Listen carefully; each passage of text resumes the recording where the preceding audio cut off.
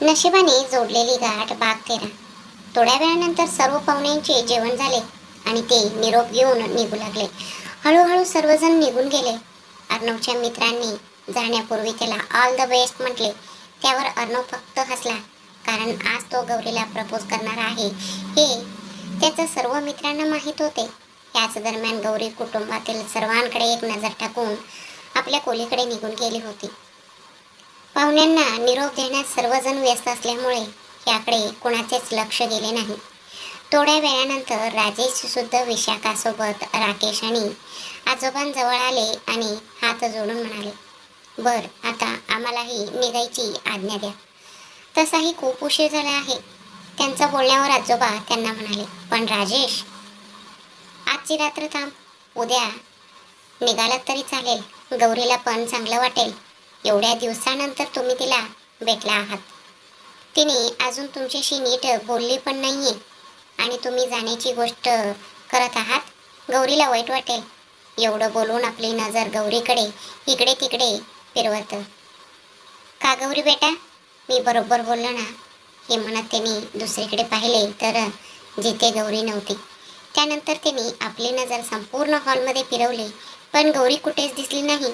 हे पाहून ते मोठ्या आवाजात बोलले, अरे गौरी कुठे गेली? ज्यामुळे आपापसात व्यस्त असलेल्या सर्व लोकांचे लक्ष गौरीकडे गेले. ते सर्वजण इकडे तिकडे पाहू लागले, पण त्यांना गौरी दिसली नाही. राजेश काळजीत पडले. तेवढ्यात एक मोठा आवाज आला, मी इथे आहे आजोबा. जसं हा आवाज सर्वांच्या कानावर पडला तसे सर्वांनी आपली नजर फिरवून पायऱ्यांच्या दिशेने पाहिले, जिथे गौरी वरून उतरून खाली येत होती. तिच्या हातात एक बॅग होते, जी ती ओढत खाली घेऊन येत होती. हे पाहून घरातील सर्वजण आश्चर्याने तिच्याकडे पाहू लागले. तेवढ्यात गौरी खाली आली. तेव्हा राजेश तिच्याकडे पाहून थोडे रागात आणि नाराजीने काळजीत पडत तिला बोलले, गौरी, हे तू? गौरी त्यांचे बोलणे मध्येच तोडत म्हणाली, नाही, पण पप्पा हेच योग्य आहे, प्लीज. मी हा निर्णय खूप कष्टाने घेतला आहे. आता मला ह्यातून मागे हटायला सांगू नका. मी तुमच्यासोबत येत आहे म्हणजे येत आहे. तिचे बोलणे ऐकून अर्णव अस्वस्थ झाला. तो गौरीच्या जवळ येऊ लागला. तेवढ्या सुनीता अचानक गौरीच्या जवळ आल्या आणि तिला म्हणाल्या, तू राजेश दादा सोबत चालली आहेस गौरी? पण का? काहीतरी विचार करून हसत पुन्हा म्हणाल्या, अच्छा, एवढ्या दिवसानंतर तुझ्या बाबांना भेटले आहेस, तर काही दिवस त्यांच्यासोबत राहणार आहेस म्हणूनच त्यांच्यासोबत चालली आहेस का? त्यांच्या बोलण्यावर गौरीने नाही म्हणून मान हलवत त्यांना म्हणाले, नाही आई, मी काही दिवसांसाठी नाही तर कायमची कायमची हे घर सोडून बाबांसोबत चालली आहे. तिचे बोलणे ऐकून सुनीताचे डोळे मोठे झाले. त्या काळजीत पडून गौरीकडे पाहू लागल्या. घरातील सर्व सदस्यही काळजीत पडून गौरीकडे पाहू लागले. अर्णव अचानक तिच्या जवळ आला आणि तिचे खांदे पकडून तिला म्हणाला, हा काय मूर्खपणा चालवला आहेस तू? तू कायमची बाबांसोबत चालली आहेस, पण का? हे काय बोलणं झालं का? तेवढ्यात आजोबा समोर आले आणि अर्णवला मागे करत गौरीकडे पाहत म्हणाले, तू मागे हो अर्णव, मला बोलू दे. गौरी, काय झालं आहे मला सांग. अशी कोणती गोष्ट आहे ज्यामुळे तू इथून कायमची जात आहेस? अर्णव तुला काही बोलला का? तुमच्या दोघांमध्ये पुन्हा काही भांडण झाले का? तेवढ्यात सुनीता गौरीला म्हणाल्या, हो बाळा, सांग मला, काय बोलला हा नालायक तुला? मी आता त्याचे कान केसते. पण तुला कुठेही जायची गरज नाहीये. लहान सहान भांडणे तर प्रत्येक नवरा बायकोमध्ये होतच असतात, जी वेळेवर सोडवणे शहाणपणाचे लक्षण असते. पण छोट्या छोट्या गोष्टीवर असं घर सोडून नाही जात. तेव्हा गौरी त्या दोघांकडे पाहत त्यांना म्हणाले, नाही आई, अर्णवजी सोबत माझं कोणतेही भांडण झालेलं नाही, ना आमचं कोणतेही वाद झालाय, ना त्याने मला काही म्हटलं आहे. सत्य हे आहे की आत्ता माझ्याकडून ह्या खोट्या नात्याचं वज सहन होत नाहीये. थकले आहे मी तुम्हा सगळ्यांशी खोटं बोलून बोलून. म्हणूनच आता ह्या नावापुरत्या असलेल्या नात्याला संपूर्ण स्वातंत्र्य मिळवण्याची इच्छा आहे. तिच्या ह्या बोलण्यावर सुनीता, आजोबा, राकेश आणि घरातील सर्वच सदस्य थक्क आणि त्रस्त झाले. आजोबांनी अचानक आपल्या छातीवर हात ठेवला तर दुसरीकडे अर्णव पटकन गौरीच्या जवळ आला आणि तिचा हात पकडत म्हणाला, गौरी, हा काय मूर्खपणा लावला आहेस तू? तू वेडी झाली आहेस का? जी काहीही बोलत सुटली आहेस? तू चल माझ्यासोबत. मला वाटतं आपल्या दोघांना एकांतात बोलण्याची गरज आहे. तू चल इथून. नंतर राजेशकडे पाहत म्हणाला, आय थिंक बाबा तुम्ही बरोबर होतात. तुम्ही आता निघायला हवं. तसाही खूप उशीर झाला आहे. आमच्या दोघांमधील हा वाद आम्ही सोडवून घेऊ. एवढं बोलून तो तिला वडत खोलीच्या दिशेने घेऊन जाऊ लागला. तितक्यात गौरीने एका झटक्यात स्वतःचा हात त्याच्यापासून सोडवून घेतला आणि त्याला म्हणाले, नाही, मला तुमच्याशी एकांतात कोणतीही गोष्ट करायची नाहीये. आता जे काही बोलणं होईल ते सगळ्यांच्या समोरच होईल. कारण आता मला कुणाशीही कोणतेही खोटं बोलायचं नाहीये. गुदमरतोय माझा जीव या खोट्या नात्यात राहून. तेवढ्यात राकेश काळजीत पडून गौरीच्या जवळ येत म्हणाले, हे काय बोलत चालली आहेस गौरी तू? खोटं नातं? नावापुरतं नातं? तुझं डोकं तर ठिकाणावर आहे ना? तुम्ही दोघांनी स्वतः या नात्याला एक संधी दिली होती. जेव्हा बाबांची तब्येत खराब होती, तुम्ही दोघांनी स्वतः सांगितलं होतं की तुम्ही हे नातं टिकवण्याचा प्रयत्न कराल. मग आता हे खोटं नातं, नावापुरतं नातं कसं काय झालं? तेव्हा गौरी त्यांच्याकडे पाहत म्हणाले, त्या गोष्टी खोट्या होत्या पप्पा. तेवढ्यात अर्णवने अचानक अत्यंत रागात जाऊन तिचे तोंड पकडले आणि तिच्या गालावर दाब देत तिच्यावर वरडून म्हणाला, शांत बस गौरी. यापुढे एक शब्दही बोलू नकोस. तुला माहीत तरी आहे का तुझ्या ह्या बोलण्याचा घरच्यांवर काय परिणाम होईल? आजोबांच्या तब्येतीवर काय परिणाम होईल? काय एवढी मोठी मूर्खपणाची गोष्ट करत आहेस? अगं, जर माझ्यावर काही नाराजी आहे, माझ्यावर राग आहे, तर तो माझ्यावर काढ ना. आमच्या दोघांमधील छोट्यासा वादा संपूर्ण कुटुंबाला का आवडत आहेस? अर्णवच्या एवढ्या घट्ट पकडीमुळे गौरीच्या गालात वेदना होऊ लागल्या. ती त्याच्या पकडीतून सुटण्यासाठी तळमळू लागली. दुसरीकडे अर्णवला अचानक इतक्या रागात आणि आक्रम झालेला पाहून आजोबा पटकन त्याच्या जवळ आले आणि त्याला धक्का देऊन गौरीपासून दूर करत म्हणाले, अर्णव, बिहेव. ही काय पद्धत आहे? तू तिच्यासोबत, संपूर्ण कुटुंब इथे हजर आहे, अशा वेळी तू सगळ्यांसमोर तिच्याशी असं वागणार का? तू आमचे संस्कार विसरला आहेस का? ज्या काही गोष्टी करायच्या आहेत त्या शांततेत होऊ शकतात. त्यासाठी गौरीसोबत अशा प्रकारचं वर्तन करण्याची गरज नाहीये. तेव्हा अर्णव रागात ओरडून म्हणाला, तर मी काय करू आजोबा? मला अशा प्रकारचं वर्तन करायला ही स्वतःच भाग पाडत आहे. तुम्ही ऐकलं हिचं बोलणं? ही काहीही मूर्खपणासारखं बोलत सुटली आहे. हिला कशाचीही काळजी नाहीये, ना कुटुंबाची ना तुमच्या आरोग्याची.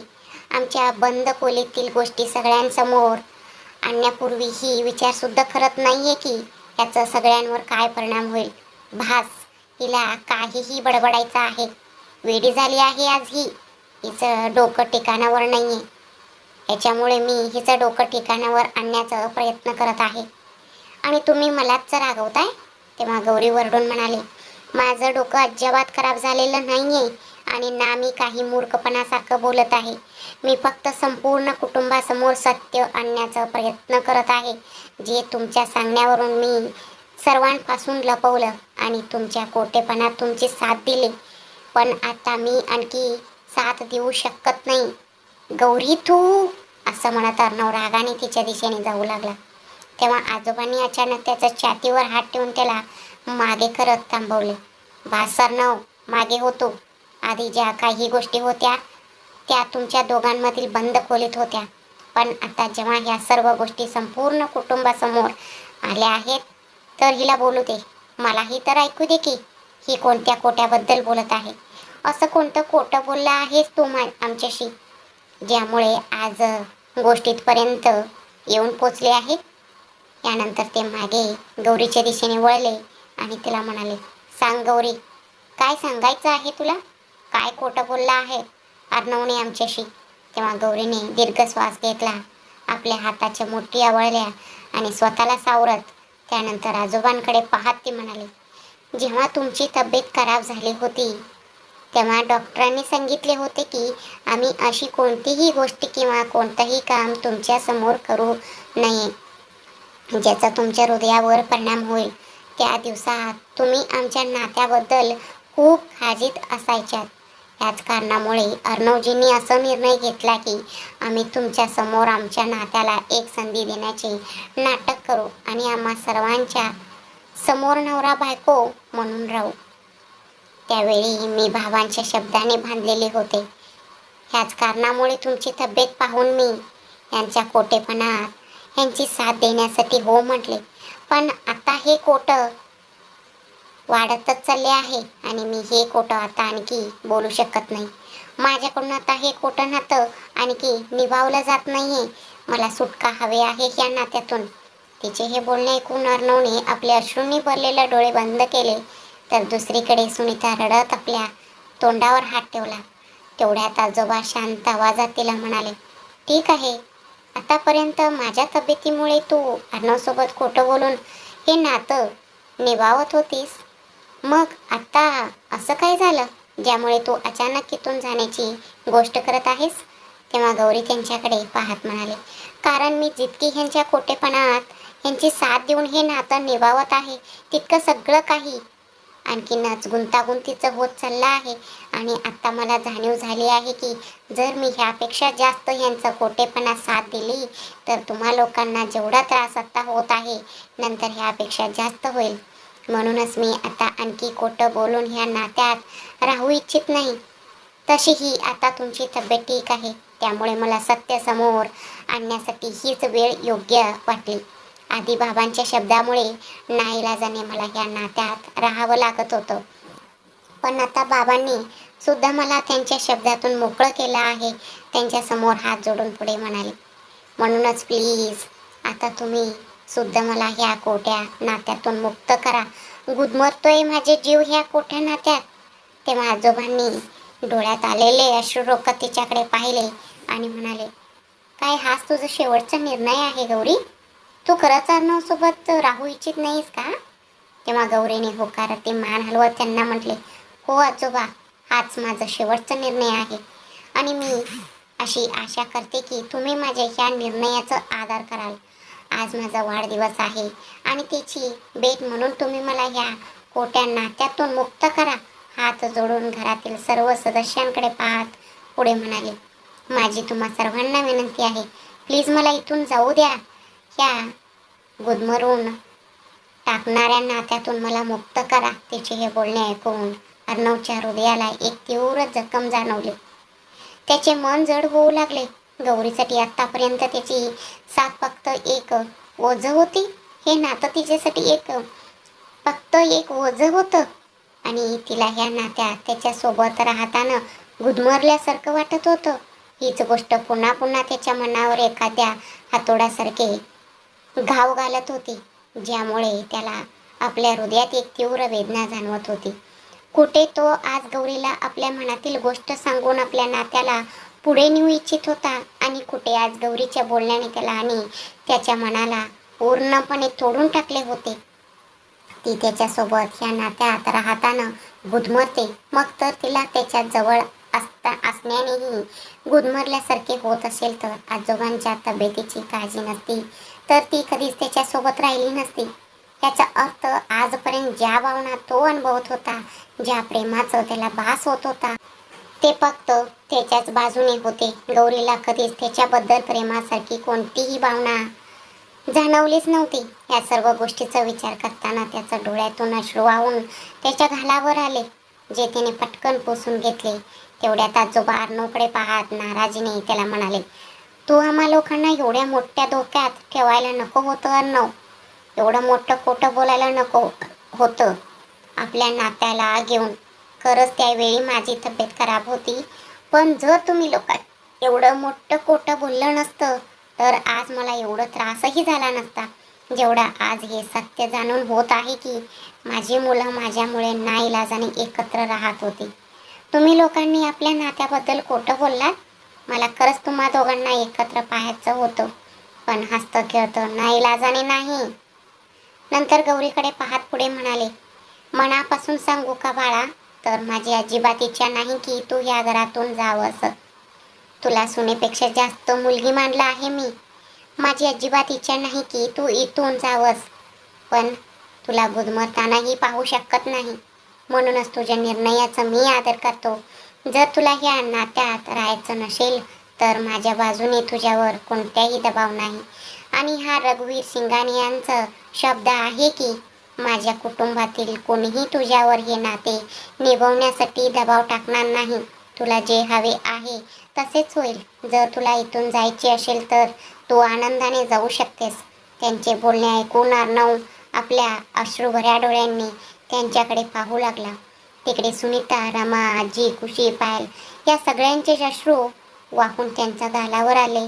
आजोबांचे बोलणे ऐकून गौरी आपले सामान उचलून सर्वांकडे पाहत हात जोडून घरच्या मुख्य दरवाजाच्या दिशेने पुढे जाऊ लागली की तेवढ्यात अचानक पुढे सरसावून अर्णवने तिचा हात पकडला. त्यावर गौरीने एका क्षणासाठी आपले डोळे घट्ट मिटून घेतले आणि आपल्या भावना रोखण्यासाठी तिने आपले ओठ आवळले.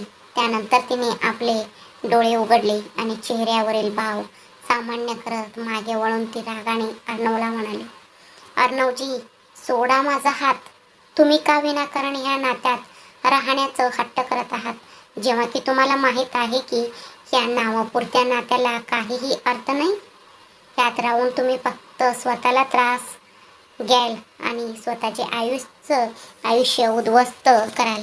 म्हणूनच माझा निर्णयाला समजून घेण्याचा प्रयत्न करा. मी आपल्या दोघांचे आयुष्य पूर्वपदावर आणण्याचा प्रयत्न करत आहे, तर तुम्ही ह्यात मला साथ दिली पाहिजे. पण तुम्ही तर...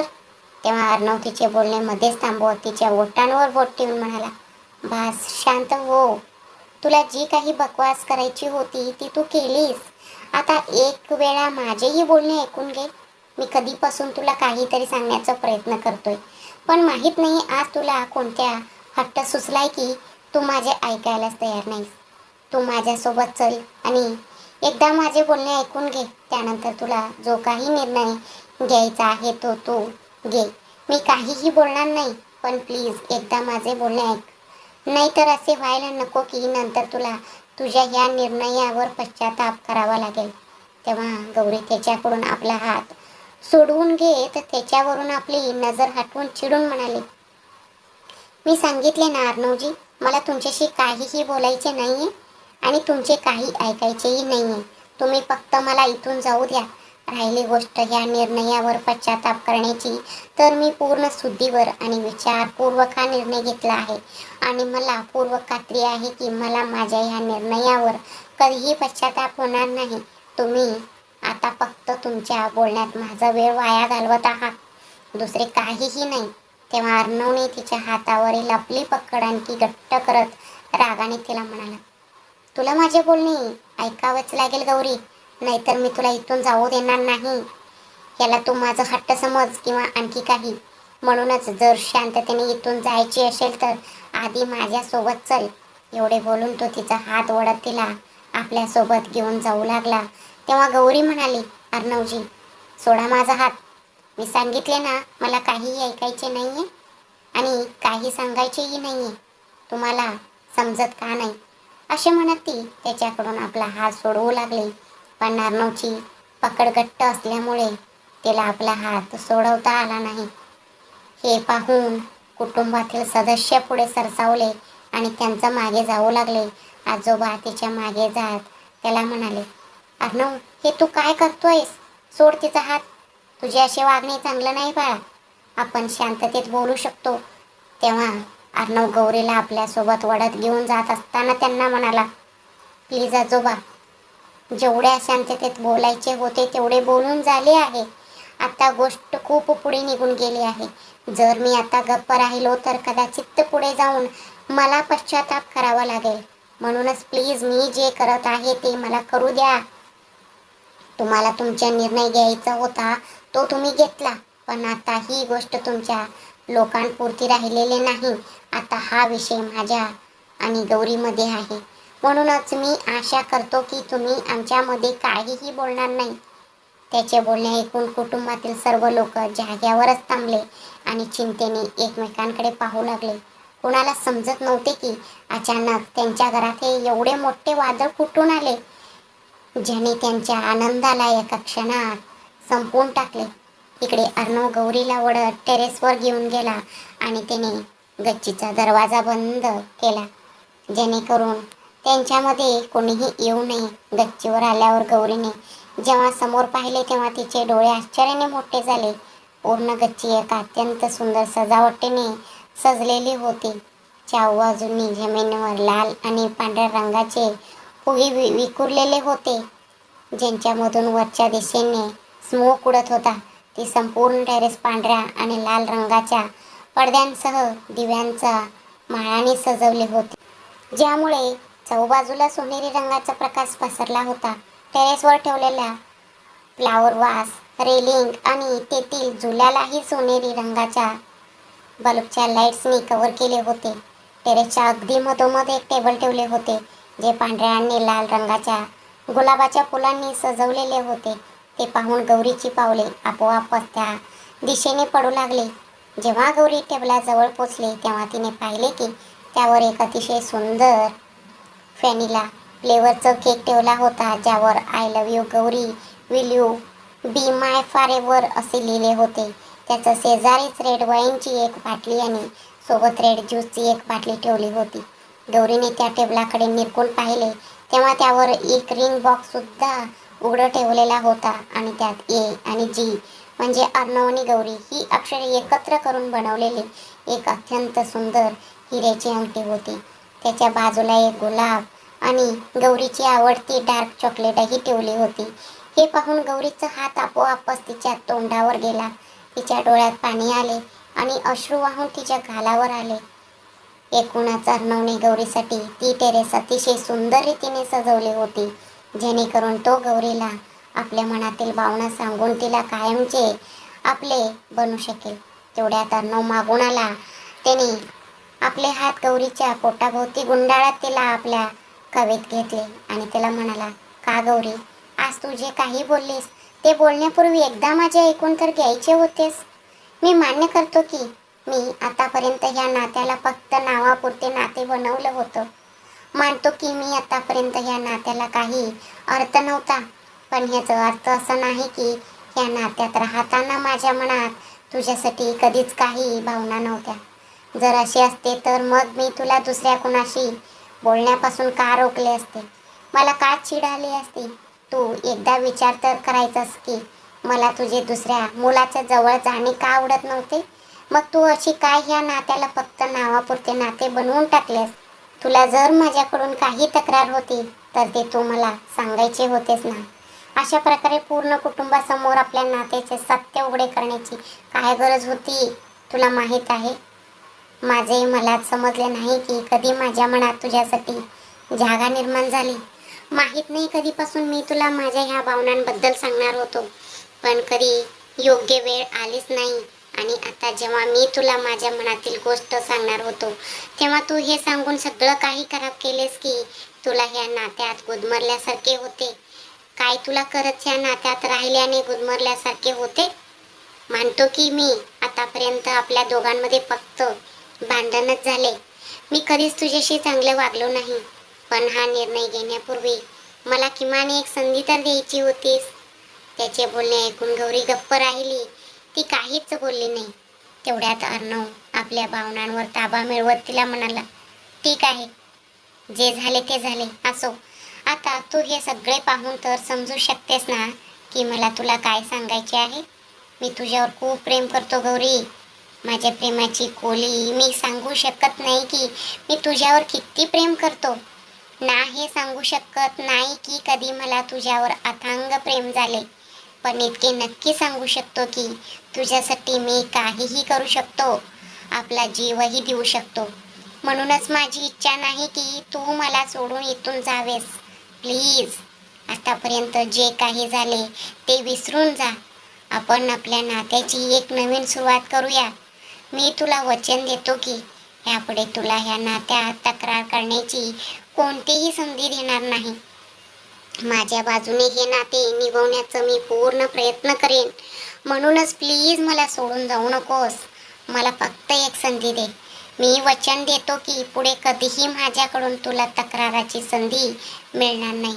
त्याचे बोलणे ऐकून गौरीला अचानक काहीतरी आठवले. तिने लगेच आपले अश्रू पुसले आणि चेहऱ्यावरील भाव नॉर्मल करत अर्णवचे हात आपल्या खांद्यावरून हटवले.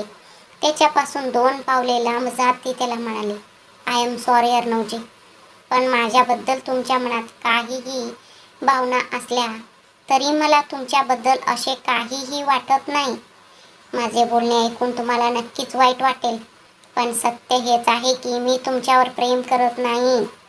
म्हणूनच मी तुमच्यासोबत या नात्यात राहू शकत नाही. तिचे बोलणे ऐकून अर्णवला आपल्या हृदयात काहीतरी तुटल्यासारखे वाटले. त्याचे डोळे पुन्हा एकदा भरून आले. खरंच असेच होते. संपूर्ण जगाने जरी आपल्यावर प्रेम केले तरी आपण ज्याच्यावर मनापासून प्रेम करतो त्यानेच आपल्याला नाकारले की सगळे काही अपूर्ण वाटू लागते. या क्षणी अर्णवच्या बाबतीतही तेच घडत होते.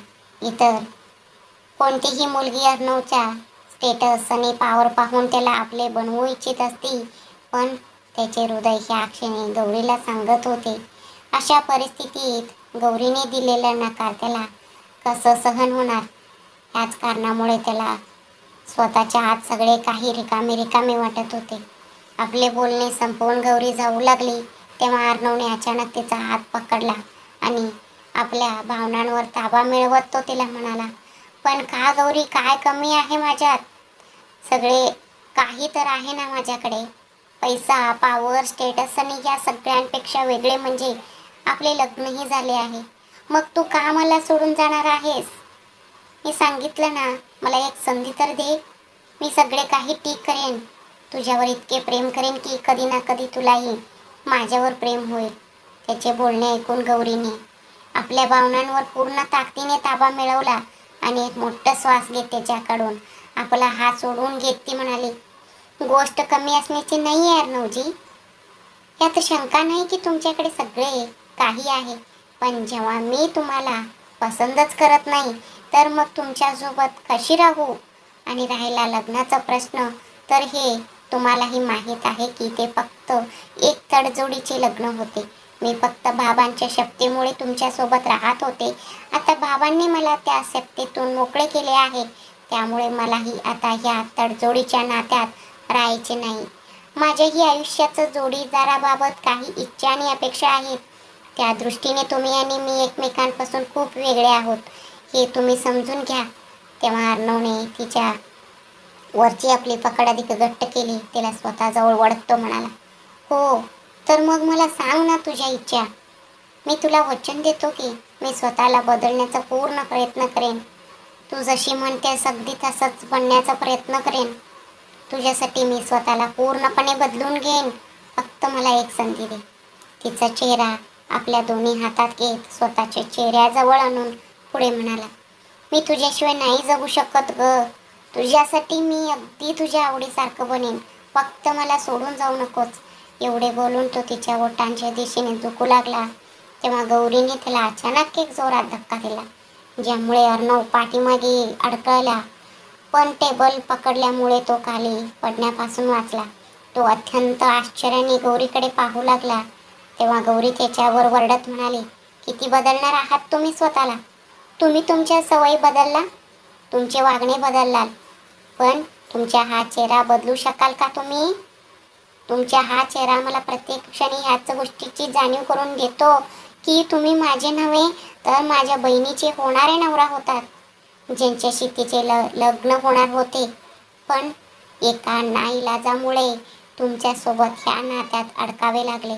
तुमचा हा चेहरा मला कधीच तुमच्यावर प्रेम करू देत नाही, कारण हा चेहरा मला नेहमी हेच आठवून देतो की तुमची पहिली पसंती मी नव्हे तर माझी दीदी आहे. तसेच तुमचे पहिले प्रेम तीच आहे. प्रत्येक क्षणी माझ्या मनावर एक दडपण असते की मी माझ्या बहिणीच्या नवऱ्याला हिरावून घेतले आहे. ह्या अपराधीपणाच्या भावनेसोबत मी तुमच्यासोबत नाही राहू शकत. मला तुमच्यापासून सुटका हवी आहे. तसेही जेव्हा तुमच्यावर प्रेमच नाही तर मग मी कशासाठी राहू तुमच्यासोबत? माझेही स्वतःचे एक आयुष्य आहे जे मी माझ्या इच्छेनुसार आणि माझ्या पद्धतीनुसार जगेन. म्हणूनच तुमच्यासाठी आणि तुमच्या कुटुंबासाठी हेच चांगले होईल की तुम्ही मला जाऊ द्यावे. एवढे बोलून ते मागे वळले आणि दरवाजा उघडून टेरेसवरून निघून गेले. जशी ती जिन्ना उतरू लागली तसे अचानक तिचे अश्रू अनावर वाहू लागले. स्वतःच्या रडण्याचा आवाज रोखण्यासाठी तिने आपल्या ओढणीने आपले तोंड दाबून घेतले. मग अचानक आपले अश्रू पुसत ती भरभर पावले टाकत खाली उतरू लागली. ती राजेश यांच्या जवळ आली आणि आपली बॅग उचलून बाहेर निघून गेली. तिला अशा प्रकारे जाताना पाहून घरातील सर्व लोक आश्चर्याने तिच्याकडे पाहू लागले. सुनीता, खुशी, पायल आणि आजोबा सर्वांच्या डोळ्यातून अश्रू वाहू लागले. अखेर त्या सर्वांच्या रोखण्याचा लाख प्रयत्नानंतरही गौरी या घरातून निघूनच गेली. तिथे राजेश सुद्धा सर्वांना हात जोडून नमस्कार करून वेगाने गौरीच्या मागे निघून गेले. तर विशाखा सुद्धा हसत हसत आपल्या फोनमध्ये काहीतरी टाईप करत ती दोघांच्या पाठीमागे गेली. तिथे गौरी निघून गेल्यानंतर अर्णवच्या डोळ्यातून अश्रू अनावर होऊन वाहू लागले. त्याने एक नजर त्या संपूर्ण सजावटीवर टाकली. त्याने न जाणे किती रात्रभर जागून गौरीसाठी ही आनंदाची सरप्राईज नियोजित केली होती, जेणेकरून तो तिला आपल्या मनातील गोष्ट सांगू शकेल. पण गौरीने त्याच्या भावनांची अजिबात किंमत केली नाही. अर्णवच्या कानात गौरीचे ते शब्द वारंवार घुमत होते की तिला अर्णव सोबतच्या ह्या नाईलाजाच्या नात्यातून फक्त सुटका हवी आहे. तिच्या ह्या नात्यात दम गुडतो आणि हीच गोष्ट अर्णवच्या कानात आणि त्याचं हृदयात अत्यंत वाईट रीतीने खुपत होती. त्याने टेबलावर ठेवलेल्या त्या अंगठीकडे पाहिले आणि ती आपल्या हातात घेतली. त्याने स्वतः खास ऑर्डर देऊन ही अंगठी बनवून घेतली होती, ज्यामध्ये तिच्या आणि अर्णवच्या नावाचे पहिले अक्षर होते. नंतर त्याने टेबलावर ठेवलेल्या केककडे पाहिले. सर्व काही तसेच होते जसे त्याने ठरवले होते. जर काही नव्हते तर ती फक्त गौरी होती, जिने त्याच्या भावना माहीत असूनही त्याला नाकारले होते. अचानक त्याने ती अंगठी फेकून दिली आणि मग जोरात ओरडत त्या टेबलला लाथ मारली, ज्यामुळे ते टेबल आणि त्यावर ठेवलेले सर्व सामान जमिनीवर पडले आणि सर्व काही खराब झाले. तिथे अर्णव रडत वरडत आपल्या गुडघ्यांवर खाली बसला. त्याने आपला चेहरा आपल्या तळा हातांमध्ये लपवला, तरीही त्याचे अश्रू वाहून जमिनीवर पडत होते. सुनीता त्याचा आवाज ऐकून धावत टेरेसवर आल्या. त्यांच्या मागे घरातील इतर सर्व लोकही होते. त्याने टेरेसवर येऊन तिथली अवस्था पाहिली तेव्हा त्यांनी आपल्या तोंडावर हात ठेवला. टेरेसवरची ती सजावट पाहून त्या सर्व काही समजून गेल्या होत्या. तितक्यात त्यांची नजर अर्णववर पडली, जो गुडघ्यावर जमिनीवर बसून आपला चेहरा तळ हातांमध्ये लपून रडत होता. हे पाहून त्यांचे काळीज हेलावले. त्यांनी आपल्या मुलाला ह्या अवस्थेत पाहण्याचं स्वप्नातही विचार केला नव्हता. त्या पटकन अर्णवच्या जवळ गेल्या आणि त्याचं शेजारी गुडघ्यांवर खाली बसल्या. त्यांनी अर्णव म्हणत त्याच्या खांद्यावर हात ठेवला. तसं अर्णव अचानक त्यांच्या छातीशी बिलगला आणि रडू लागला. तेव्हा सुनीता त्याच्या केसांवरून हात फिरवत आणि त्याची पाठ तोपटत त्याला शांत करू लागल्या. पण अश्रू त्यांच्याही डोळ्यातून वाहत होते आणि मागे उभे असलेल्या घरातील सर्व लोकांचेही सर्व काही विखुरले गेले होते. गौरीच्या ह्या नात्यातून मुक्त होण्याचा निर्णय एका वादळासारखा आला होता, जो सर्वांचे आयुष्य उद्ध्वस्त करून निघून गेला होता.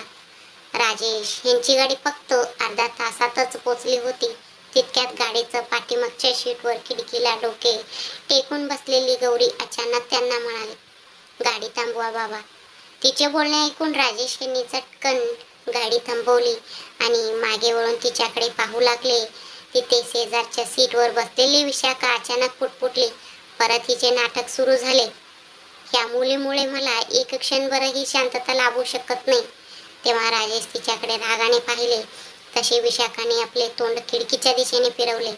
त्यानंतर राजेश पुन्हा गौरीकडे पाहू लागले आणि गौरीला म्हणाले, काय झाले आता तुला? आता गाडी थांबवायला का सांगितलेस? काय तुला तुझ्या निर्णयाचा पश्चाताप होतो आहे का? परत जायचे आहे का तुला अर्णवकडे? हे बोलताना त्यांच्या आवाजातील नाराजी स्पष्ट जाणवत होते, ज्यावरून हे साफ समजून येत होते की ते गौरीच्या ह्या निर्णयाचा पूर्णपणे विरोधात होते. त्यांच्या ह्या बोलण्यावर गौरीने नाही म्हणून मान हलवली आणि गाडी बाहेर पडत म्हणाली, नाही बाबा, मला माझ्या निर्णयाचा कोणताही पश्चाताप नाहीये.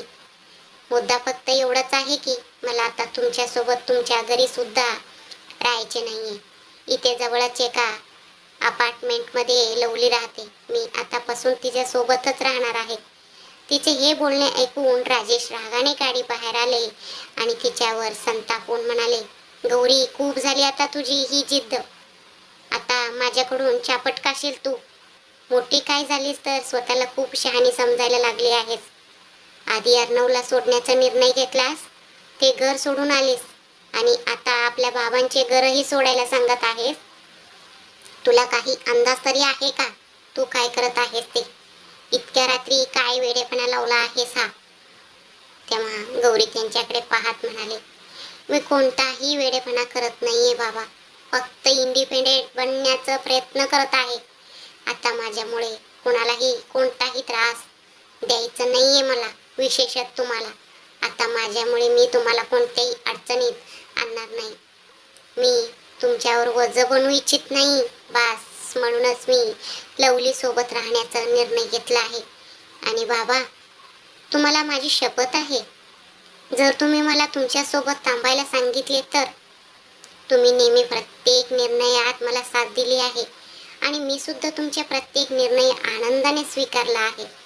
म्हणूनच आता मलाही माझे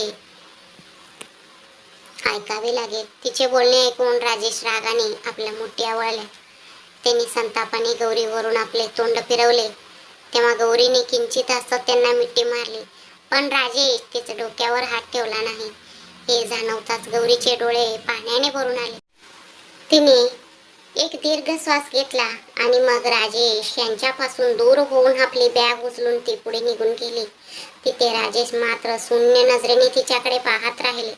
थोड्या वेळानंतर ती लवलीच्या फ्लॅटसमोर उभी होती. तिने दरवाजाकडे पाहत डोरबेल वाजवली.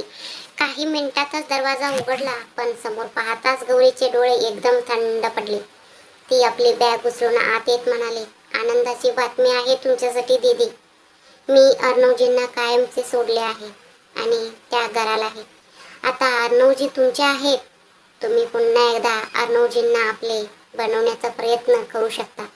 माझ्याकडून आता तुमच्यावर कोणत्याही बंधन नाही ना मी कधी तुम्हा दोघांच्या मध्ये येण्याचा प्रयत्न करेन. तिचे हे बोलणे ऐकून तिच्या मागे उभी असलेली अनुष्का मनातून सुखावली आणि हसू लागली. ती झटकन गौरीच्या पाठीमागे गेली आणि मागूनच तिच्या गळ्याभोवती हात टाकत तिला बेलगली. तिच्या खांद्यावर आपले डोके टेकवत ती म्हणाले, thank you Gauri, thank you so much.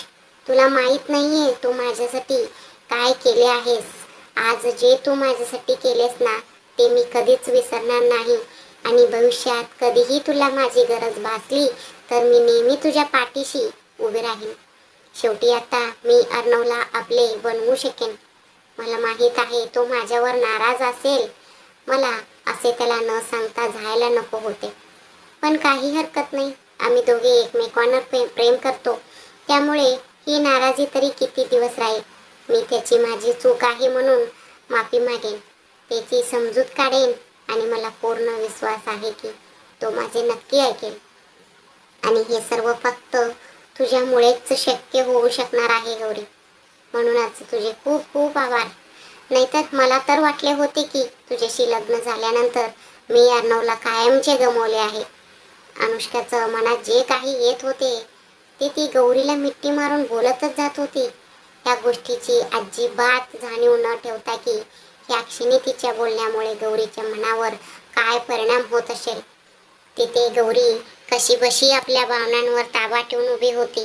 नाहीतर ह्या क्षणी तिचे हृदय वेदनेने पाठत होते. ह्यावेळी तिला आपल्या गळ्यात काहीतरी अडकळल्यासारखे वाटत होते आणि छातीवर असह्य दडपण जाणवत होते, ज्यामुळे वारंवार तिचे डोळे पाण्याने भरून येत होते. तितक्यात ती हळूच अनुष्काचा हात आपल्या गळ्यावरून बाजूला करत म्हणाली, दीदी सांभाळा, तुमच्या हाताला लागू शकते. आणि तुम्ही अजूनपर्यंत का जागे आहात? डॉक्टरांनी तुम्हाला विश्रांती घ्यायला सांगितली होती ना, मग तुम्ही झोपायला हवे होते. मी म्हटले होते ना, जी काही अडचण असेल ती मी संपवून टाकेन. तरीही तुम्ही. मग एक दीर्घ श्वास घेऊन म्हणाले, असो, आता तुम्ही झोपा.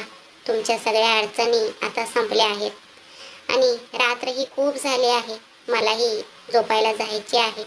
आपण उद्या सकाळी बोलूया.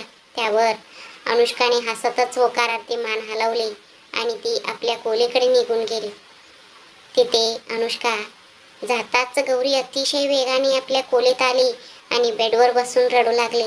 तिच्या डोळ्यात साठलेले अश्रू तिच्या गालावरून वाहत तिचे तोंड भिजवू लागले. तितक्यात मागून कोणीतरी तिच्या खांद्यावर हात ठेवला. गौरीने रडत रडत मागे वळून पाहिले तर लवली तिच्या जवळ उभी होती. हे पाहून गौरी पटकन तिच्या गळ्यात पडली आणि ढसाढसा रडू लागली. मी सर्व काही संपवून टाकले लव, सर्व काही संपवून टाकले. मी आज अर्णवजींचे मन तोडले. तुला माहीत आहे, ज्यांनी आज माझ्यासाठी खूप सुंदर तयारी केली होती, ज्यामध्ये ते आज माझ्याकडे आपल्या प्रेमाची कबुली देणार होते आणि त्यांनी ती दिली सुद्धा. मला खूप मायेने समजावले, मला ह्या नात्याला आणखी एक संधी देण्यासाठी मनवले, पण मी सर्व काही संपवून टाकले, सर्व काही. त्यांचे मन खूप वाईट रीतीने तोडून टाकले. मी खूप वाईट आहे ग लव, खूप वाईट आहे. देव करो मी जिवंतच नसते, मरून गेले असते तर बरे झाले असते. माझ्यामुळे कुणालाही कोणताही त्रास झाला नसता, ना अर्णवजींना, ना दीदीला, ना आईला, कोणालाच नाही. सगळे आपापल्या आयुष्यात सुखात राहिले असते. तेव्हा लवली तिच्या डोक्यावरून हात फिरवत म्हणाले, जेव्हा तुला इतकी वेदना होत आहे तर मग तू स्वतःच्या हातानेच तुझ्या प्रेमाचा गळा का घोटलास गौरी? का आपल्या आयुष्यात येणाऱ्या सुखांकडे पाठ फिरवलीस? मी तुला म्हटले होते ना, जी काही अडचण असेल ती अर्णवला सांगून टाक. दुसऱ्या कोणाचाही विचार करू नकोस. प्रत्येक वेळी त्यागाची देवी बनणे गरजेचे नसते. कधी कधी स्वतःसाठी स्वार्थीही व्हावे लागते. जर आयुष्यभर सर्वांचाच विचार करत राहशील, सर्वांच्या सुखाचा विचार करशील, तर इतरांसाठी करता करता तुझे स्वतःचे सुख आणि तुझे स्वतःचे आयुष्य संपून जाईल आणि तू कधीच स्वतःसाठी काही करू शकणार नाहीस. पण तू माझे ऐकले नाहीस, कारण तुला तर महानेतेची मूर्ती बनायची होते ना, त्या त्यागीची देवी, जिला स्वतःला सुखाची काळजी नसून आपल्या बहिणीच्या सुखाची काळजी आहे, आपल्या त्या आईची काळजी आहे, जिने आजपर्यंत तुला कधी आईचे प्रेम दिलेच नाही. पण तो व्यक्ती जो जीव ओतून तुझ्यावर प्रेम करू लागला होता, जो आज तुझ्याकडे आपले प्रेमाची कबुली देऊन तुला कायमचे आपलं बनवणार होता, तू स्वतःसोबत त्याचेही मन तोडलेस, स्वतःसोबत त्याच्याही सुखाचा गळा घोटलास. तू त्याची काळजी का नाही केलीस? किंचित हसत म्हणाले, तुला काय वाटते, तू अशा प्रकारे अर्णवला सोडल्यामुळे अर्णव परत अनुष्काकडे निघून जाईल? जे हृदय तुझ्यासाठी धडकू लागले आहे, तुझ्यावर जीव ओतून प्रेम करू लागला आहे, ते परत अनुष्कावर प्रेम करू लागेल? तर तू चुकीची आहेस. आता तू बघच, तुझ्या ह्या निर्णयामुळे फक्त तुझेच नाही तर अर्णव आणि अनुष्काचेही आयुष्य उद्ध्वस्त होईल आणि न जाणे आणखी किती आयुष्य उद्ध्वस्त होते. अजूनही वेळ आहे गौरी, बदल तुझा हा निर्णय. जेव्हा हा निर्णय तुला आतापासूनच इतकी वेदना देत आहे, तर विचार कर पुढे जेव्हा तू अर्णवला दुसऱ्या कुणासोबत पाहशील तेव्हा तुला किती त्रास होईल. तेव्हा गौरीने झटकन सरळ बसत आपले अश्रू पुसले आणि मग लवलीला म्हणाले, रात्र खूप झाली आहे लवली, आता तू जाऊन झोप, मलाही झोपायचे आहे. तिच्या ह्या बोलण्यावर लवली रागाने म्हणाली, विषय बदलण्यासाठी छान बहाणा शोधला आहेस तू गौरी. रागाने तिला बोट दाखवत म्हणाले, तू कुणाच्याही प्रेमाचं लायकीची नाहीस. आज ही जी काही वेदना तू भोगत आहेस ना, त्याला कारणीभूत फक्त तूच आहेस. जा खड्ड्यात, माझ्या काय बापाचे जाते. जेव्हा तुला माझे ऐकायचेच नाही तर एवढे बोलून ते रागाने खोली बाहेर निघून गेले. तिथे गौरी रडत रडत आपल्या बेडवर आडवी झाली आणि ती 2 दिवसांपूर्वीच आठवणीमध्ये हरवून गेली. फ्लॅशबॅक. 2 दिवसांपूर्वी ही गौरी आपल्या कॉलेजला जाण्यासाठी तयार होऊन निघत होती. आज खुशी आणि पायल तिच्यासोबत कॉलेजला जात नव्हत्या. त्यांनी सुट्टी घेतली होती, त्यामुळे गौरी एकटीच कॉलेजला जात होती. पण ह्यावेळी तिचा चेहरा पूर्णपणे उतरलेला होता, कारण काही दिवसांपासून तिने स्वतःहूनच अर्णवपासून दुरावा ठेवायला सुरुवात केली होती आणि ह्यासाठी तिने कारणाशिवाय अर्णवसोबत वादही घातला होता. खरं तर काही दिवसांपूर्वी गौरी लवलीसोबत काही कामानिमित्त मार्केटमध्ये गेली होती, जिथे तिला विशाखा भेटली होती. ती जेव्हा गौरीच्या हातात काही बॅग्स पाहिल्या तेव्हा ती उपरोधाने हसली.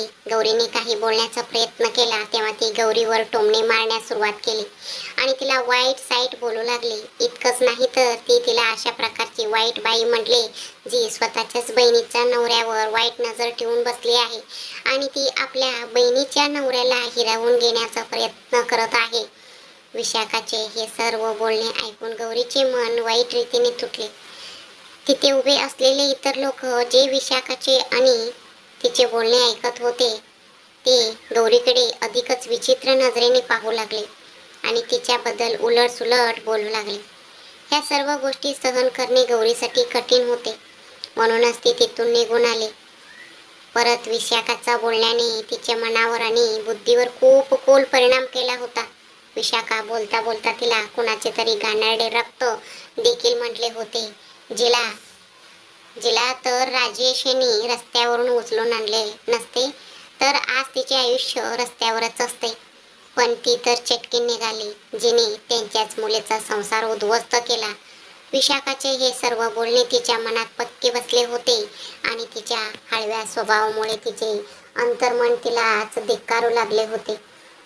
अर्णववर तिचा कोणताही हक्क नाही आणि तो नेहमीपासून अनुष्काचा होता आहे आणि राहील हे माहीत असूनही ती ह्या नाईलाजाच्या नात्याला प्रेमात कशासाठी बदलू पाहत होती ह्याचे तिला वाईट वाटत होते आणि ह्याच कारणामुळे ती अर्णवपासून दूर राहू लागली होती. त्याच्याशी कठोर वागू लागली होती. ती रिक्षात बसून या सर्व गोष्टीचा विचार करत होती. तितक्यात तिचा फोन वाजू लागला. तिने जसा नंबर पाहिला तसे एका क्षणासाठी तिचे डोळे मोठे झाले, कारण तिला फोन करणारी दुसरी कोणी नसून विशाखा होती. तेव्हा तिने काहीतरी विचार करून फोन घेतला. तिकडून विशाखा जे काही सांगितले ते ऐकून तिचे भानात सरपले. तिने घाईघाईने रिक्षावाल्याला रिक्षा मागे फिरवायला सांगितले. काही वेळानंतर तिची रिक्षा एका हॉस्पिटल समोर येऊन थांबली. ती अजिबात वेळ न घालवता रिक्षामधून बाहेर पडली आणि पैसे देऊन लगबगीने हॉस्पिटलच्या आत गेली. तिने रिसेप्शनिस्टवर जाऊन विचारले, अनुष्का देसाई कोणत्या खोलीत आहेत? तेव्हा तिथल्या रिसेप्शनिस्टने आपल्या समोरील कम्प्युटर स्क्रीनवर तपासत तिला सांगितले, त्या एमर्जन्सी वॉर्डमध्ये आहेत मॅडम. तुम्ही इथून डावीकडे जा, तिथे रूम नंबर 30 हाच इमर्जन्सी वॉर्ड आहे. तिचे बोलणे ऐकून गौरीने वेळ न घालवता तिला धन्यवाद म्हटले आणि ती पळतच इमर्जन्सी वॉर्डच्या दिशेने गेली. जशी ती तिथे पोहोचली तसे तिला विशाखा इमर्जन्सी वॉर्ड समोरील खुर्च्याजवळ भिंतीला टेकून उभी असलेली दिसली. तिच्या डोळ्यातून अश्रू वाहत होते. हे पाहून गौरी पटकन तिच्या जवळ पोहोचली आणि तिला म्हणाली, आई, अनुदीदी ठीक आहे ना? हे सर्व कसे झाले? ती एवढेच बोलू शकली होती की विशाखा तिचा आवाज ऐकून डोके वर करून समोर पाहिले. गौरीला पाहताच ती रागाने लालबुंद झाली आणि अजिबात वेळ न घालवता गौरीच्या कानाखाली एक जोरदार चापट मारली. तिने असं काही प्रहार केला की गौरीचा चेहरा एका बाजूला कलला. तिने आपला हात गालावर ठेवला आणि विशाखाकडे आव्हाक होऊन पाहिले.